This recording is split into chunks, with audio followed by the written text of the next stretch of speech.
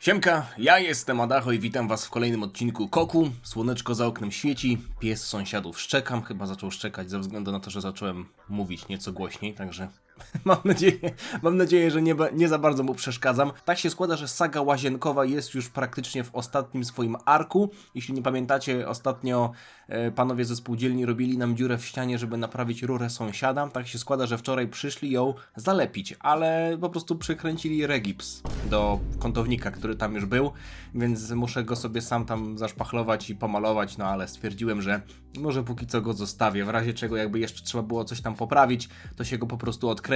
Zresztą, tak jak Marcia też mówi, mieszkanie to nie muzeum, więc to, że tam jest teraz taka zielona kratka, taka po prostu awangarda. Kto wie, może za 20 lat taki będzie styl, przecież jak spojrzycie na to, jakie fryzury się chociażby nosiło w latach 80., to nikt nie pomyślałby, że 40 lat później to byłaby totalna wiocha, więc może gołe regipsy to będzie coś, co będzie stylem wykańczania łazienek za 20 lat. Tak czy inaczej, witam was w kolejnym odcinku komentarzy, od których łysieję. Tak się składa, że dzisiaj w zasadzie mam dwie rzeczy do wspomnienia na start. Mógłbym o nich nie wspominać, ale chcę, bo chcę podziękować Rafałowi, który wysłał mi na maila taką grafikę. Napisał, że mogę sobie zrobić z nią co chcę, że narysował ją, zresztą przeczytam wam to tak pokrótce. Jest dla mnie do własnego użytku, robię to z własnych zachcianek i świetnie się bawię robiąc takie rzeczy, więc gdybyś miał jakiś pomysł kiedyś lub propozycję, to mojego maila znasz. Rafał, bardzo dziękuję ci za narysowanie tej grafiki, na której ja razem z Ciaotsu w Ultra Instynkcie, chcę wspomnieć, że obaj mamy Ultra Instynkt, nie tylko Ciaotsu, wykonujemy atak. Powiem wam, że gdybym naprawdę miał zapał do tego, żeby wskrzesić po w zasadzie chyba 12 latach sklep z koszulkami, to byłby dobry wzór, który mógłby tam trafić, bo nie wiem czy wiecie, ale dawno temu, w 2014 roku był sklep z moimi koszulkami, zresztą do dzisiaj Marcia śpi w tej koszulce. Zobaczcie, no jest już trochę sprana, ale jest jeszcze nawet stary Ajzaczek. Zapach zgnilizny. To lubię najbardziej o poranku.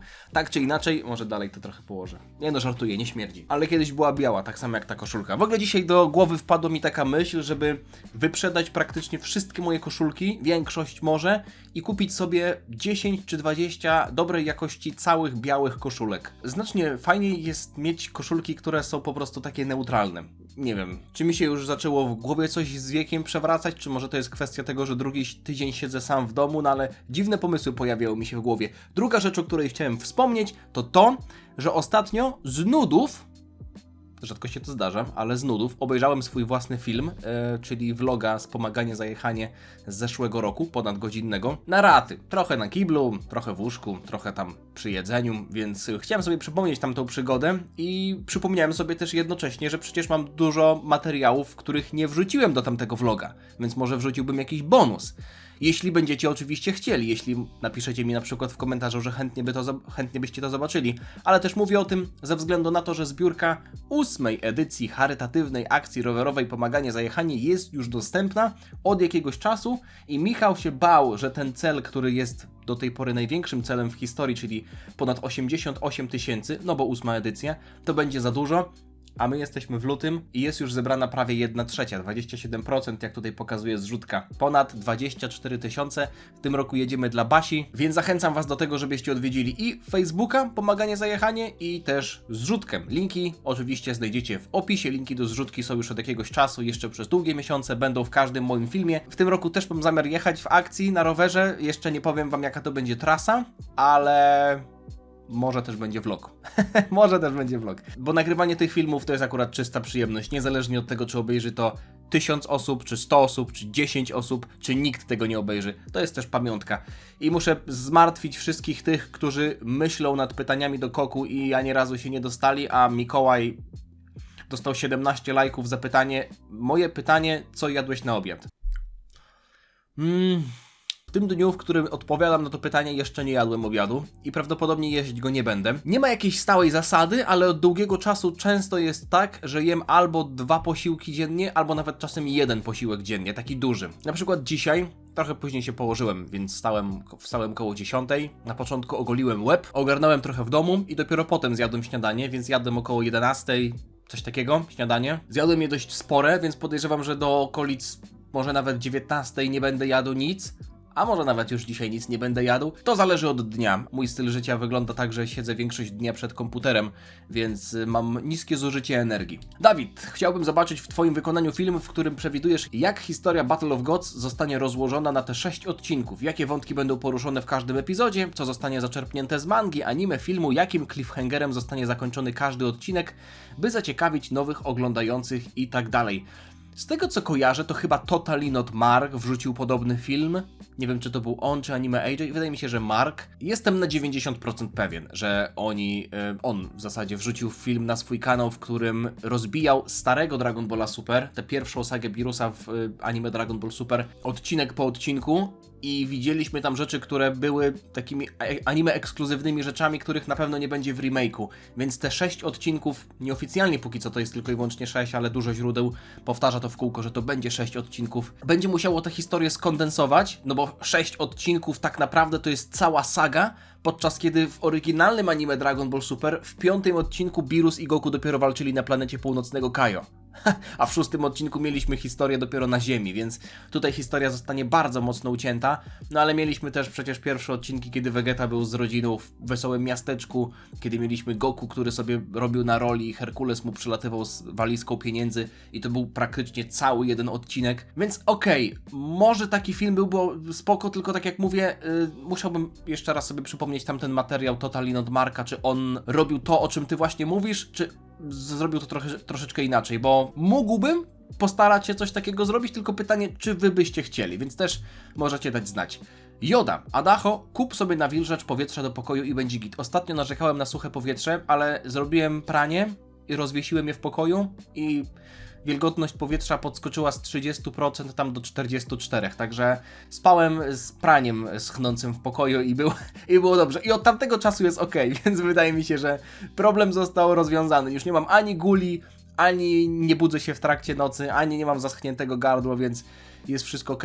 Pogoda też się robi lepsza, więc nie trzeba aż tak bardzo grzać kaloryferami. Ale dziękuję wam za troskę. Widziałem, że dużo osób próbowało pomóc albo opinię swoją wyrazić odnośnie tego, jak poprawić ten stan powietrza.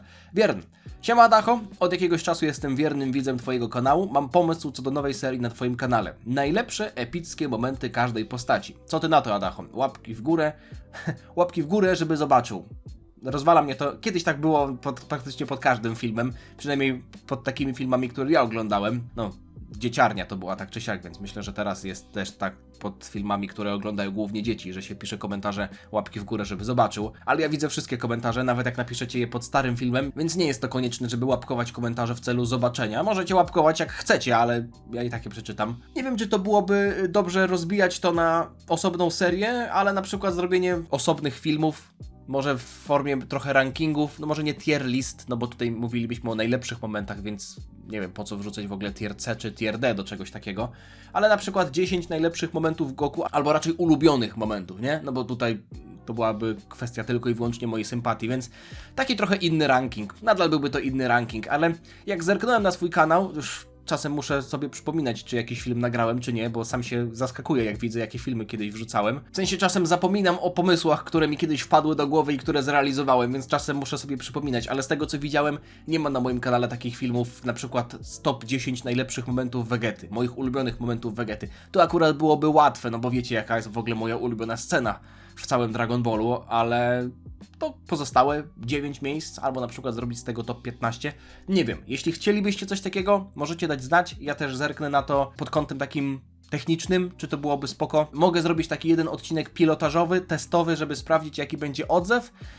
No i wtedy o kilka postaci moglibyśmy w ten sposób zahaczyć, nie? Najlepsze momenty Goku, najlepsze momenty Vegety, najlepsze momenty Piccolo, Gohana, Trunksa, Bulmy może. Kto wie. Najlepsze momenty Gomy. Myślę, że ten film byłby nawet za krótki na shortsa. Siemka, ja jestem Adacho i dzisiaj przedstawię wam 10 moich ulubionych momentów związanych z Gomą. Dziana. Tak by to wyglądało. Okej, mam już film na 1 kwietnia, tylko że to... Okej, dobra, nieważne. Jaskes, może Jaskes. Pytanie do Koku. Czy w przypadku śmierci Sheena Beerus przestaje istnieć, czy traci posadę Boga Zniszczenia i wszystkie bonusy z tym związane? Wiem, że na pierwszy rzut oka to pytanie może wam się wydawać banalne, bo ten temat był już wprost dosłownie komunikowany wielokrotnie, czyli Bóg Zniszczenia jak umiera, to Kaioshin umiera i na odwrót. Czyli jak Shin umrze, to Beerus też umrze. No okej, ale co wtedy? Co dalej? Co znaczy umrze? Widzieliśmy na przykład, jak Elder Kaioshin oddawał swoje życie Goku i dosłownie obudził się chwilę później, tylko że miał aureolę. Czyli to oznacza, że jak Shin umrze, to Beerus umrze, ale będzie miał aureolę, czy pójdzie do zaświatów, no bo planeta Beerusa nie jest normalnie w zaświatach, jest w świecie śmiertelników, więc to by oznaczało, że Beerus zniknąłby z planety Beerusa, ale poszedłby do zaświatów, więc nadal istniałby w zaświatach, więc jakby wskrzesić Sheena, to on mógłby zostać wskrzeszony na takiej samej zasadzie, jak wskrzeszenie Piccolo wskrzesiło Kamiego. No ale z drugiej strony przecież może też chodzić o po prostu wymazanie, czyli Beerus po prostu przestałby istnieć w momencie, w którym Shin zostałby zabity, bo nie sądzę, żeby tutaj była wersja taka light, którą opisałeś dalej, czyli Beerus po prostu traci posadę Boga Zniszczenia i wszystkie bonusy z tym związane, czyli przychodzi na przykład Beerus rano do pracy i dostaje wypowiedzenie od Whisa, mówi: Shin zginął, wylatujesz z roboty, pakuj się, masz czas do 12, żeby spakować się i wracać do domu. On mówi: ja nie mam, ale to nie jest mój problem, ja nie mam domu. To nie jest mój problem. Czemu ja się kłócę sam ze sobą, próbując odegrać jakąś scenkę? Wiadomo, o co chodzi. Tak na pewno by to nie wyglądało, chociaż nie można powiedzieć na pewno, bo ta sprawa nigdy nie została sprecyzowana. Są dwie chyba najbardziej prawdopodobne opcje, bo jeśli spojrzymy na tego Elder Kaioshina, który oddał swoje życie i chwilę później obudził się z aureolą, okej, możemy stwierdzić, że śmierć w przypadku Glindów, Kaioshinów działa właśnie w taki sposób, czyli w trochę normalny sposób, tak jak w świecie Dragon Balla, nie? Dalej jest ciało, ale ma aureolę. Tylko że wtedy Elder Kaioshin nie był już połączony z Beerusem, a Shin jest połączony z Beerusem, więc sprawa w przypadku Sheena może wyglądać inaczej, no bo jak miałoby to wyglądać? Shin budzi się z aureolą, a Beerus został wymazany? Myślę, że taki sam los spotkałby i Kaioshina, i Boga Zniszczenia, więc albo obaj zostaliby wymazani w tym momencie, albo może obaj by się obudzili z aureolą w zaświatach. Max Flyer, cześć, pytanie do Goku. Jeśli się pojawiło kiedyś, to przepraszam. Nie jestem pewny, czy dana scena miała miejsce w mandze, proszę o weryfikację, ale w anime Dragon Ball Z w Sadze Buu Elder Kaioshin zaproponował, że odda, dosłownie przed chwilą o tym gadaliśmy, nawet nie pamiętałem, że to pytanie będzie teraz. Odda swoje życie, by wskrzesić Goku. Zaraz potem Shin zaproponował, by to jego życie, a nie życie staruszka wziął Goku. Czy zatem Shin w tamtym momencie mógł nie wiedzieć, że jego życie jest powiązane z życiem Boga Zniszczenia, czy po prostu jeszcze jako stosunkowo młody Kaioshin był na tyle głupi, że o tym zapomniał? Pytanie oczywiście czysto pod fanowską rozkminkę, bo wiadomo, że w tamtym momencie historii Beerus nie był planowany. To prawda, nie był planowany, ale myślę, że można znaleźć łatwą odpowiedź na to pytanie pod koniec sagi Moro, kiedy mieliśmy sytuację, w której Daishin-kan tłumaczy, że to z inicjatywy Sheena Merus został wskrzeszony jako śmiertelnik. I w tamtym momencie Beerus mówi: czyś ty oszalał? Przecież nasze życia są połączone. A Shin tylko mówi, a w zasadzie nic nie mówi, tylko się śmieje. Ha ha ha ha. Ha ha hi hi. No tak, są połączone i co mnie to obchodzi? Więc okej, w Sadze Buu mogło być tak, że Shin jako młody i porywczy, stosunkowo młody oczywiście, to nie jest gość, który ma 16 lat, tylko raczej tam tysiące lat, ale stosunkowo młody i porywczy Kaioshin stwierdził, że on się poświęci i to tyle. I być może wiedział o Beerusie, być może nie wiedział, tego nie wiemy. Natomiast zakładanie, że nie wiedział i przez to zrobił, bo myślał, że poświęci tylko swoje życie, nie ma trochę sensu w kontekście tego, co widzieliśmy później. Kaioshin ryzykował swoim życiem pod koniec sagi Moro. Mało tego, ryzykował też swoim życiem przecież w Sadze Zamasu. Beerus się przecież na niego wściekał, że ten poleciał do przyszłości razem z Gołasu i że narażał się na bezpieczeństwo i co za tym idzie, narażał też Beerusa na bezpieczeństwo. No a Shin przecież wiedział o tym, że jest połączony z Beerusem, tylko po prostu miał to w nosie. Więc Shin myślę, że jest postacią, która zawsze chce postępować dobrze, nie patrząc na konsekwencje. Okej, tutaj nie poświęcałby tylko siebie, ale też gościa, który jest z nim powiązany, ale nadal przede wszystkim myślę, że na pierwsze miejsce kładzie pokój we wszechświecie, względną sprawiedliwość, tak bym powiedział. SSJ, pytanie do Goku. Nie wiem, czy kiedyś to było poruszane, ale dobra. Czy mógłbyś, Adasiu, przedstawić obecny wiek naszych bohaterów z Dragon Balla? Bo ja już od dłuższego czasu nawet nie wiem, ile taki Goku ma lat. Trudno jest stwierdzić, ile ma lat, skoro tak na dobrą sprawę mamy dwa różne Rocky Balboa? Lata urodzenia Goku. Goku oryginalnie, czyli w tej wersji powiedzmy z Dragon Balla Z, został urodzony w 737 roku. To jest ten sam rok, w którym planeta Vegeta została zniszczona, no bo w oryginalnej wersji on przed zniszczeniem planety Vegeta miał tylko kilka dni. Był w inkubatorze tylko kilka dni. Natomiast sam Akira Toriyama w mandze, którą nawet sobie tutaj przygotowałem, w zasadzie nawet nie chodzi konkretnie o Jacko z Galaktycznego Patrolu, tylko o to, co jest na samym końcu, czyli Dragon Ball. Dosłownie otworzyłem przez przypadek na dokładnie tej stronie, na której chciałem otworzyć, ale Ginę w Dragon Ball Minus mówi, że Goku ma, uwaga, dopiero 3 lata. Czyli historia, w której planeta Vegeta jest zniszczona w tym samym roku, w którym była zniszczona normalnie, czyli 737, jest zmieniona pod tym względem, że Goku nie ma kilku dni, tylko ma 3 lata. A to by oznaczało, że rok urodzenia Goku to jest 734.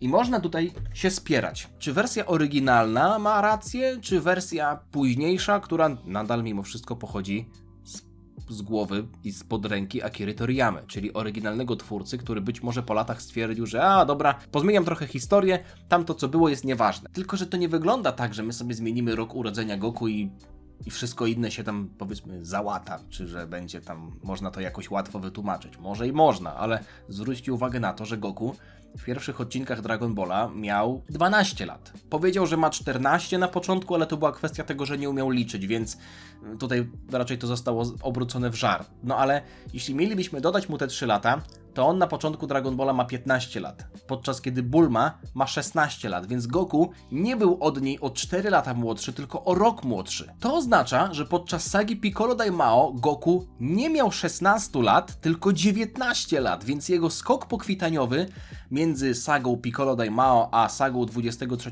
Tenkaichi Budokai nastąpił około 20 roku życia i dla porównania Gohan urósł między sagą Cella a Buu. W sadze Cella miał 9 lat, a w sadze Buu 16. W sadze Buu miał 16 lat Gohan i już był duży. Spójrzmy na Gotena i Trunksa. W Dragon Ball Super Hero mają 16 i 17 lat i już są po tym skoku pokwitaniowym. Goku najwidoczniej rozwijał się najdłużej, ale można byłoby też to wytłumaczyć w taki sposób, że zarówno Gohan, Goten i Trunks są hybrydowymi Saiyanami, więc w ich przypadku ten skok pokwitaniowy mógł nastąpić szybciej ze względu na ich wyższy poziom mocy.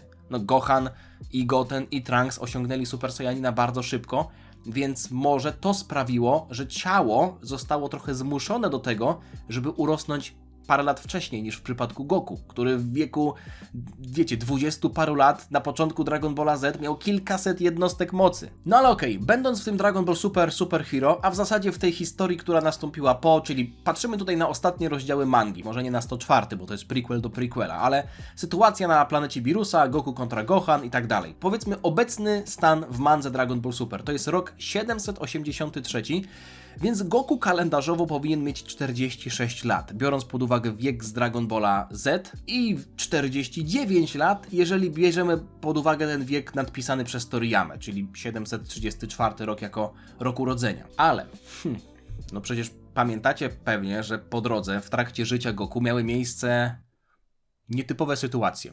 Chociażby przebywanie w zaświatach, czy trening w komnacie ducha i czasu, gdzie czas płynie inaczej. Więc sprawdźmy, ile Goku tak naprawdę ma lat. I żeby nie mieszać tutaj między tą pierwszą wersją jego urodzin 737, a tą drugą wersją jego urodzin nowszą 734, będziemy trzymać się tej nowszej wersji. Ze względu na to, że jest ona ostatnim oficjalnym słowem Toriyamy. Nie jest tym pierwszym, być może nie jest tym, które pasuje do wszystkiego, ale jest tym ostatnim oficjalnym słowem, więc żeby nie dodawać tutaj dwóch różnych wersji, będę się trzymał tego. Gdyby Goku był urodzony w 734 roku i podczas wysłania na Ziemię nie miał kilku dni, tylko już 3 lata. Goku w klasycznym Dragon Ballu na off-screenie przesiedział w komnacie ducha i czasu miesiąc, ale uznajmy to za błąd statystyczny, więc nie będziemy tutaj rozbijać tego na jakąś bardzo znaczącą różnicę, więc przeskoczymy sobie od razu do sagi Saiyan. Podczas walki z Radicem Goku miał 24 lata. Po śmierci spędził w zaokrągleniu rok w zaświatach. Mówię w zaokrągleniu, bo Saiyanie przylecieli nieco wcześniej, więc zaokrąglmy to do pełnego roku. No ale w zaświatach jego ciało się nie starzało, więc podczas walki z Vegetą na Ziemi kalendarzowo miał 25 lat, ale fizycznie 24. Taki stan rzeczy, czyli powiedzmy różnica tego roku między kalendarzowym wiekiem a wiekiem fizycznym, utrzymywała się do sagi Cella. W momencie, w którym Goku spędził rok w komnacie ducha i czasu razem z Gohanem, na Ziemi minął jeden dzień. Więc można powiedzieć, że w ten sposób Goku odrobił ten jeden rok i w maju 767 roku podczas Cell Games Goku miał 33 lata, zarówno kalendarzowo, jak i fizycznie. Teraz taka ciekawostka, która wpadła mi do głowy.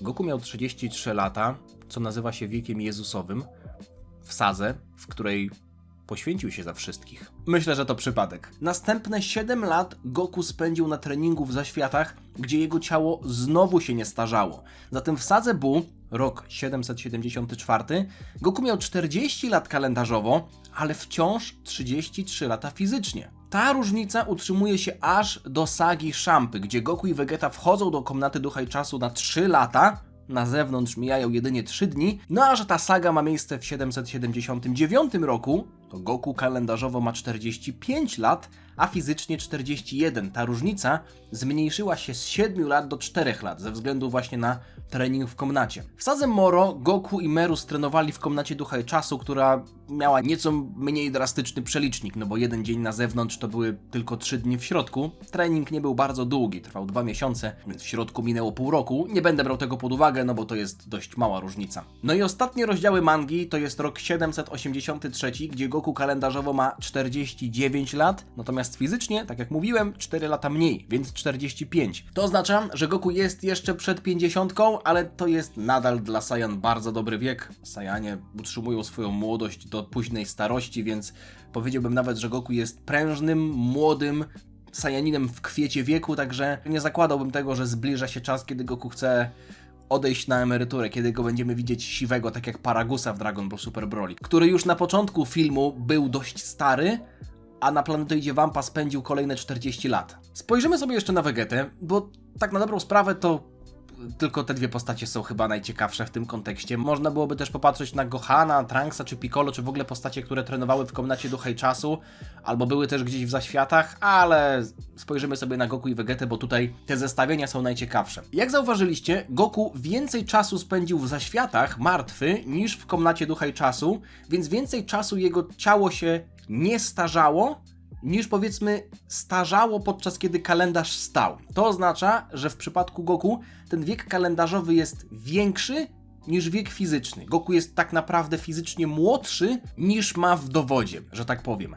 No ale w przypadku Vegety jest zupełnie na odwrót, bo Vegeta zmarł aż 3 razy na Namek podczas sagi Majin Buu, kiedy się poświęcił, no i też w sadze Golden Frizy, kiedy ten wysadził całą planetę, ale zwróćcie uwagę na to, że w każdym z tych 3 przypadków Vegeta był wskrzeszany niemalże od razu. Nie mówię, że po godzinie czy po 2 godzinach, ale praktycznie tego samego dnia. Więc tutaj nie było czasu, żeby Vegeta mógł skorzystać z tego przywileju zachowania ciała i niestarzenia się. Vegeta urodził się w 732 roku, więc biorąc pod uwagę tę nową datę narodzenia Goku, Vegeta jest 2 lata starszy, więc ma kalendarzowo 51 lat. Mówię tutaj o najnowszych rozdziałach mangi.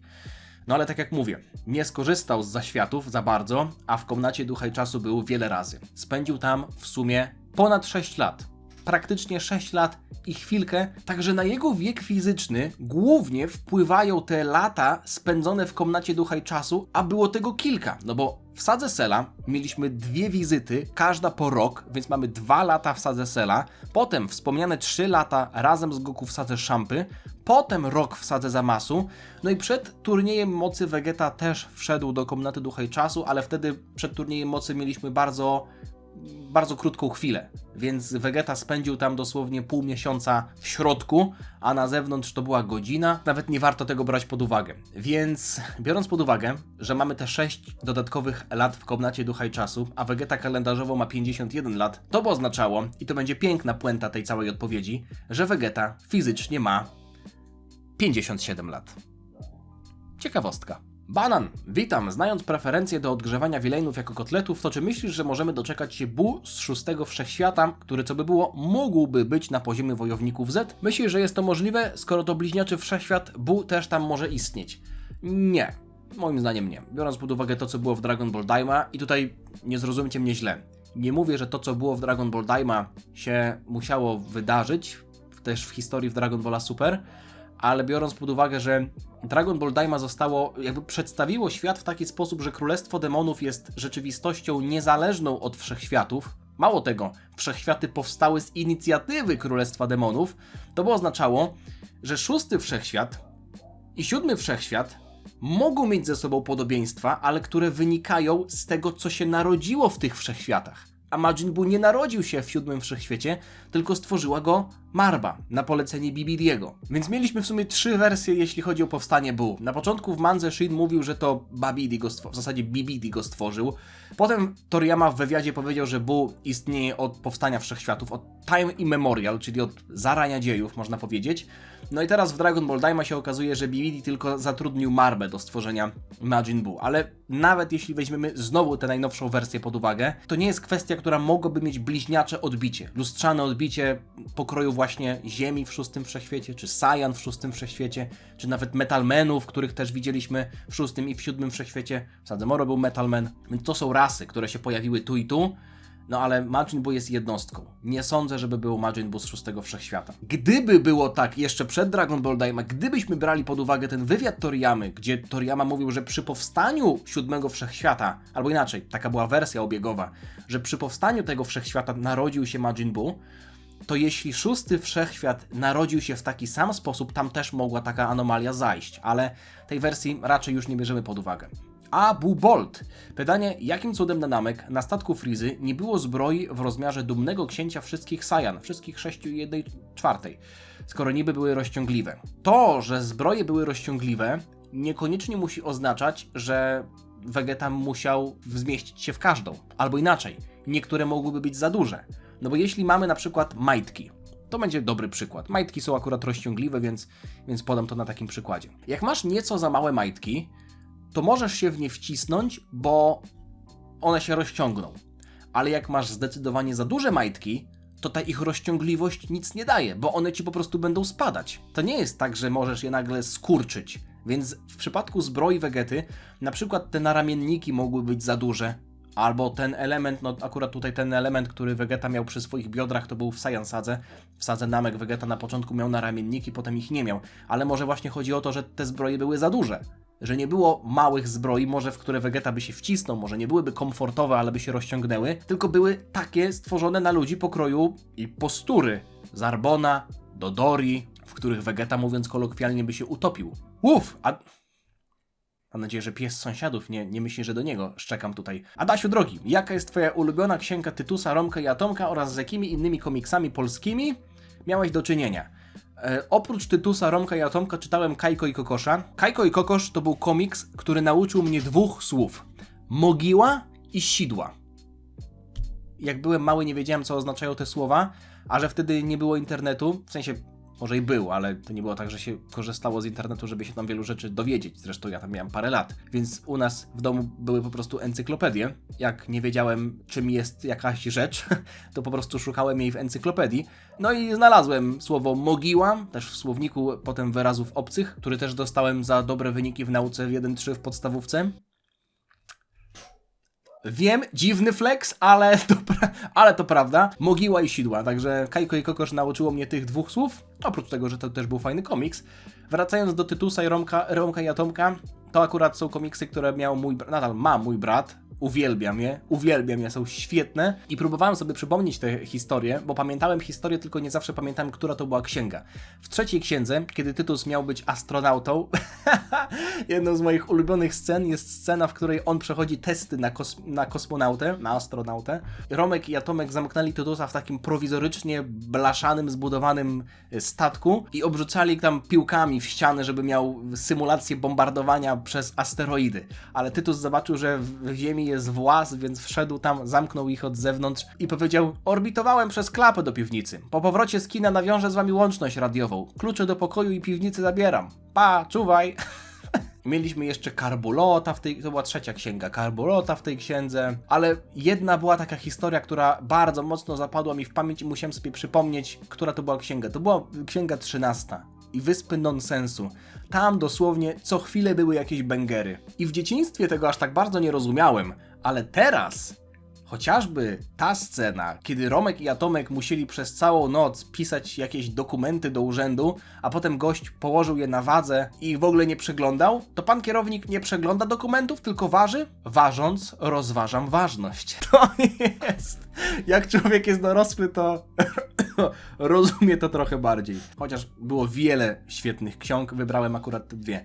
Łysy, pytanie do Koku. Siema Adachom, pozdrawiam jak zwykle, dzięki za robotę. Nie ma problemu, Łysy, przyjemność po mojej stronie. Pamiętaj, Łysi muszą się trzymać razem. Ale do rzeczy. Odświeżam sobie właśnie sagę Moro i natrafiłem na taką nieścisłość w 47 rozdziale mangi, gdy Cranberry przywołuje Porungę i jakimś kablem jest połączony z Eską, by wypowiadał życzenie po nameczańsku. Muri próbuje jeszcze ostatkami sił ratować sytuację i zostaje zabity przez żołnierza Frizy Moro. No właśnie, Muri jest najstarszym nameczaninem na Nowej Namek, więc dlaczego Porunga nie znika po jego śmierci? Po spełnieniu życzeń pojawiają się nasi z galaktycznym patrolem i Bu uzdrawia Eskę, ale mówi, że reszty nameczan, którzy leżą obok, nie może uzdrowić, bo nie żyją. Taka mała dziura fabularna wkradła się Toyotaro tutaj, bo wystarczy uzdrowić Muriego zdolnościami Bu. Chyba że się mylę i rozwiejesz moje wątpliwości w następnym kokle.